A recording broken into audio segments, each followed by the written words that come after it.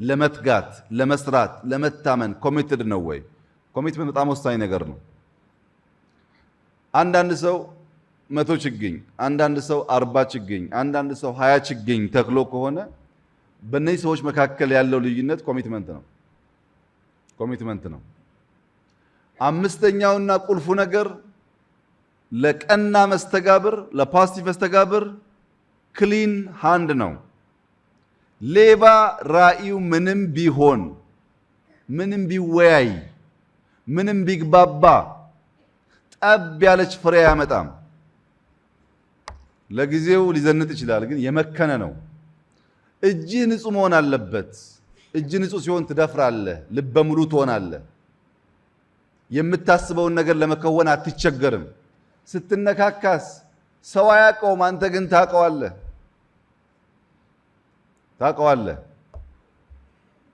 እጀ ንጹህ መሆን ያስፈልጋል። እጀ ንጹህ ወደ ልበ ንጹህ ወደ አእምሮ ንጹህ የሚያድግ ቢሆንም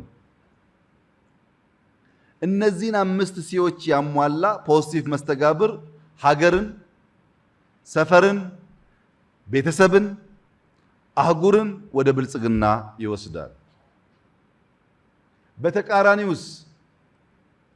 በተቃራኒው ያለው የኔጌቲቭ መስተጋብርስ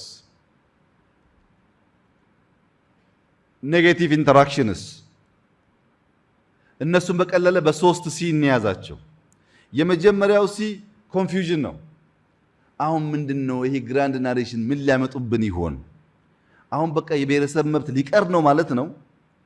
ወደ አህዳዊነት ልንሄድ ይሆን? እየታሰበ ያለው ነገር ምንድነው? አዲስ ነገር ብልጽግና የሚያመጣው ምን ፈልጎ ነው? ኮንፊውዥን ጥያቄ ነው ይመስለው።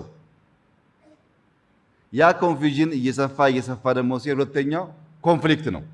ጭቅጭቅ፣ ግጭት፣ አለመግባባት፣ አለመደማመጥ። የመጨረሻው ሲ ኬዮስ ነው። አሁን ምርጫው እዚህ ያለን አመራሮች፣ ኢትዮጵያን የምንወክል ስብስቦች የሚያዋጣን ፖዚቲቭ መስተጋብር ነው ወይስ ኔጌቲቭ መስተጋብር?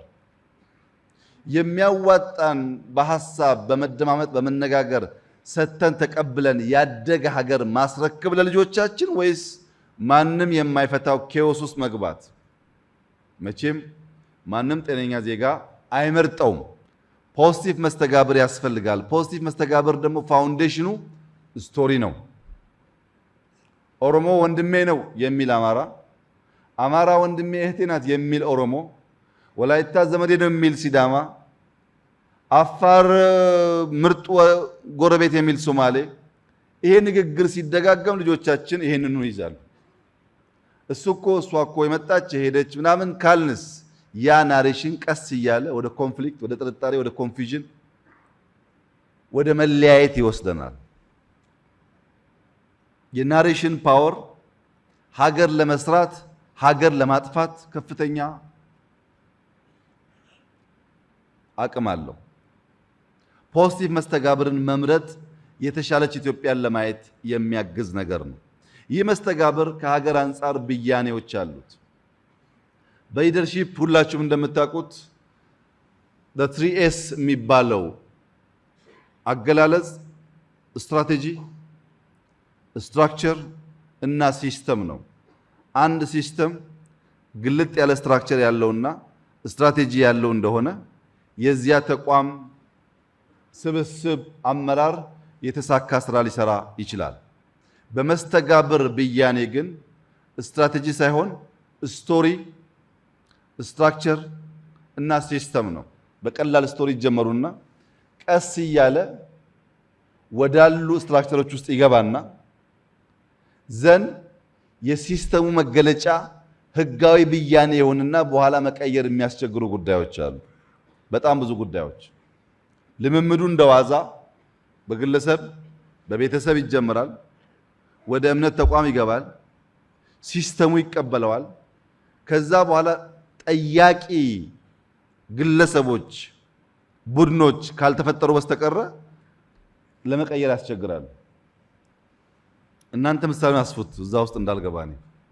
ልምምዶች አሉ፣ ዝም ብሎ ልምምዶች ለኢትዮጵያ የማያስፈልጉ የማይፈይዱ፣ ከየት እንደመጡ የማይታወቁ፣ ማን እንደጀመራቸው የማይታወቅ፣ ቀስ ቀስ እያለ ውስጣችን ይገባና በኋላ ይሄ ነገር ከየት መጣ ብሎ መጠየቅ እንኳን የሚያስፈሩ ጉዳዮች ይፈጠራሉ። መጠየቅ ስቶሪ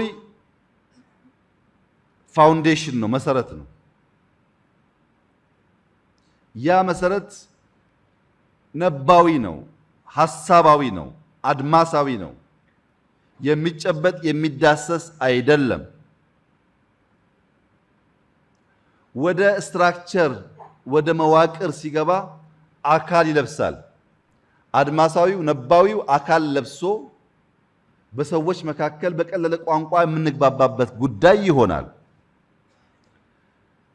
ተቋማዊ ከሆነ በኋላ ወደ ውጤት የሚያስቸጋግረው ግን በሲስተም ውስጥ ሐሳቡ ያ አይዲያው በስትራክቸር ውስጥ ኦርደርሊ በፓተርን መጓዝ ሲጀምር ነው።